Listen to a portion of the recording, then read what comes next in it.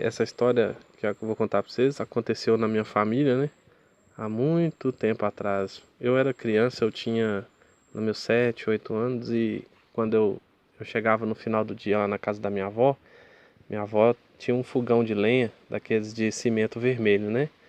E aí a gente sentava no fogão, eu, meu irmão, o outro que era pequenininho também, e minha avó recostava lá para poder ficar contando os casos, né, que acontecia na família. Esses casos antigamente a gente chamava de causo, né? O pessoal do interior conhecia como causo. Aí minha avó contou a história do tio Joãozinho, que era o irmão dela. Ele trabalhava na fazenda onde é que meu tio trabalha hoje. A fazenda chama Fazenda Chácara. É uma fazenda muito antiga que fica na margem direita do rio, Rio das Velhas, né? Lá na cidade de Santana de Pirapã.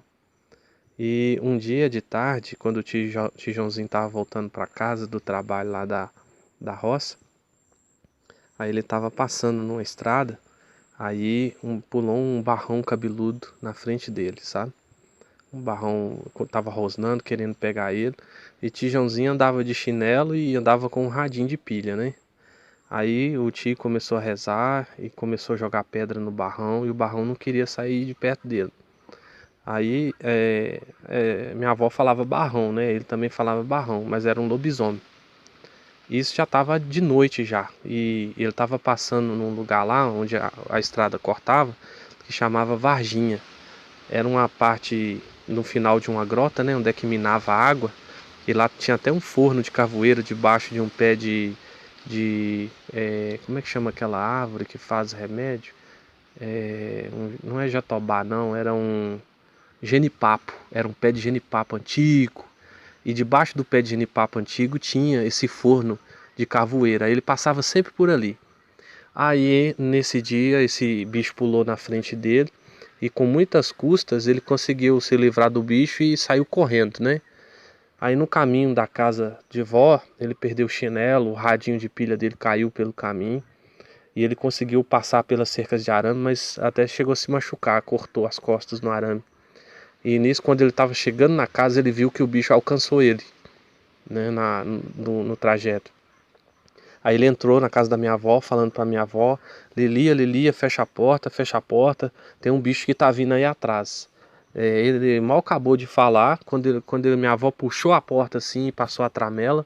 Aí a porta de lá, de baixo, assim, tinha um vão que cabia mais ou menos uns 4 dedos de altura, né? E nisso minha mãe era criança, estava na cozinha, tinha a irmã da minha avó, e quando a minha avó acabou de passar a tramela, enfiou 2 mãos cabeludas debaixo da porta. E começou a raspar e começou a rosnar. Aí todo mundo começou a gritar e foi fechando as janelas da casa, né? Na época não tinha energia elétrica não. A iluminação lá era de lamparina. Aí o que que aconteceu depois que aconteceu que fechou todas as portas e as janelas, né? O bicho ficou dando voltas e voltas em volta da casa e raspando a porta, né? Bufando debaixo da porta, assim, tentando pegar. Aí todo mundo se juntou em volta lá da lamparina e ficou rezando. Até que o bicho desistiu e foi embora. No outro dia de manhã, as visitas, a conversa espalhou, né, na casa dos vizinhos. E a prova do que tinha acontecido, além das testemunhas que viram, né? Debaixo da porta foi a marca que ficou lá nas portas. E essas marcas estão lá até hoje. Esse foi o caso que aconteceu com o tio Joãozinho, que é a irmã da minha avó Lilia.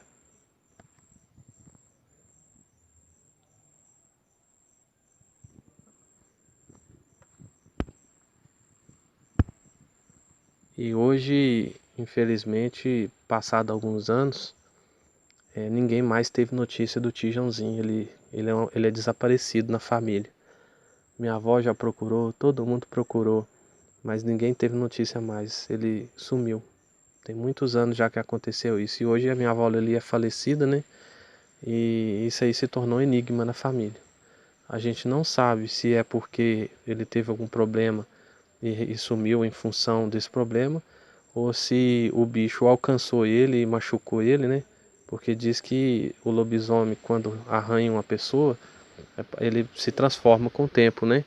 E aí a gente não sabe, porque até hoje minha avó e a minha mãe conta essa história, minha mãe é viva, e minha avó contava quando eu era criança, né? Eu não presenciei o fato, mas eu já escutei essa história por várias vezes, né? E os vizinhos também contam que viram as marcas na porta da cozinha. E também lá na região, depois que aconteceu isso aí, outros casos também foram contados, né? E que depois desse tempo também muita gente evitou de passar por essa estrada que atravessa a várzea da Varginha por um bom tempo. É um lugar que lá de tarde, assim, depois que o sol se põe, você consegue enxergar aquele lamento, né? O lugar é triste, o lugar é pesado. Muita gente evita passar perto do pé de genipapo. Debaixo desse pé de genipapo até hoje ainda você consegue ver os restos do forninho. Meu nome é Richardson, isso aconteceu na cidade de Santana de Pirapama, lá na região central de Minas Gerais.